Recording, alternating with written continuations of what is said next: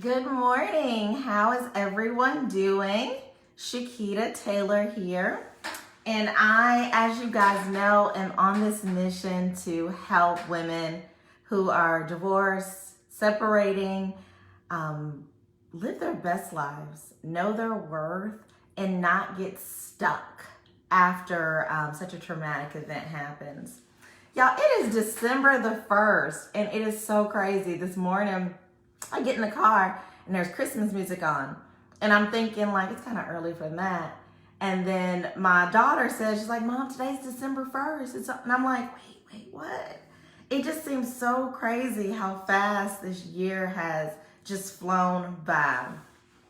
Today, I just want to talk to you guys about a few things. Number one is fear. And how that relates to how you allow people to treat you and how we tend to stay in this season of just being stuck and unable to move on and feeling unfulfilled as women. For the last couple days, I've had some pretty interesting conversations. Some of those conversations had to do with starting new businesses and what's keeping us from really stepping into our dreams, hopes, and desires. Some of those other conversations had to do with relationships, and more specifically, dating after you have been divorced and all the things that come with that. So I just want to take a minute to talk about what I believe is the common thread in both of those issues that seem to be unrelated, but actually are very much related. And that has a lot to do with fear. A lot of women, a lot of us, once we have gone through the trauma of being separated, of being divorced, we deal with the what ifs. Like, do I want to do that again? Or, yeah, I want to do that again, but how do I make it different? I made some mistakes and I want to make them again. How do I attract the kind of partner that I want to attract? And because we come from this desire of, am I worthy? Do I deserve this? This is what I want. I really, really want this. Sometimes we settle, and it's not just this person doesn't have the things on my list, and so I'm ripping up the list. No, we settle on how we allow people to treat us. There's a quote from I'm not sure who it's from, but it says, when people show you who they are, believe them. And I'm going to take that a step further, is when you show people how to treat you, they continue. They don't magically decide to treat you better, give you more respect, do things the way that you want them done, unless you demand that. And it doesn't have to be a nasty demand and you rolling your neck and popping your gums. But if you continually allow someone to make plans at the last minute, if you continually allow someone to speak to you a certain way, if you continually allow someone to exhibit behavior that doesn't work for you, they go keep doing it.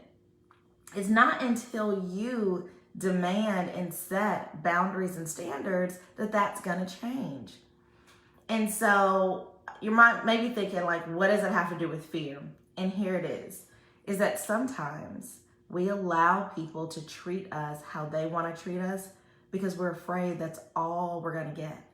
That if this man or woman or this partner leaves because I demand what I want, I may not attract anyone else. And that frame of mind, that thinking, is coming from a place of deficit. It is that there's only a few of this, a few of that, and if I don't get mine and hold on to it tight, there might not be anyone left.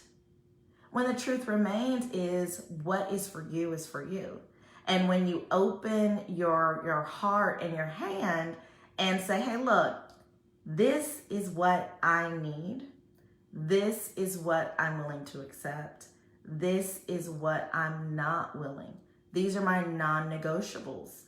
then what you do is you open up the opportunity for that person to walk through the door. And you can't be in this area of fear that, oh my gosh, this person doesn't have it, but I want to be within a relationship. I want to be with a partner, so I can do without it right now. Because eventually you'll just start creating a cycle.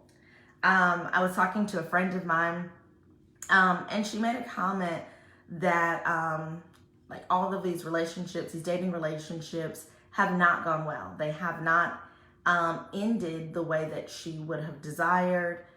She was not fulfilled in those relationships, and she's just ready to be done with the whole dating scene. That probably sounds very familiar for a lot of us. It's like, what, dating in 2022 is crazy already, and then add the fact that potential partners are equally as crazy, it becomes difficult. And so the common thread in all of these, there were different people, different men, but the common thread was her. And so as we were talking, it wasn't that she was a bad person or that she wasn't attractive or she had bad habits, none of that. It was the things that were allowed. When these partners or people showed their true colors, instead of saying, wait, that doesn't work for me, and taking a step back and allowing that person to correct that behavior before going forward, it was a recognition that, oh, that doesn't work for me, but maybe you'll change. Oh, that doesn't work for me, but maybe I can deal with it. Oh, that doesn't work for me. And one situation after another became, at the end of it, the only person who was getting any satisfaction out of this relationship was the other person. And then when they decided they were done, and they just walked away.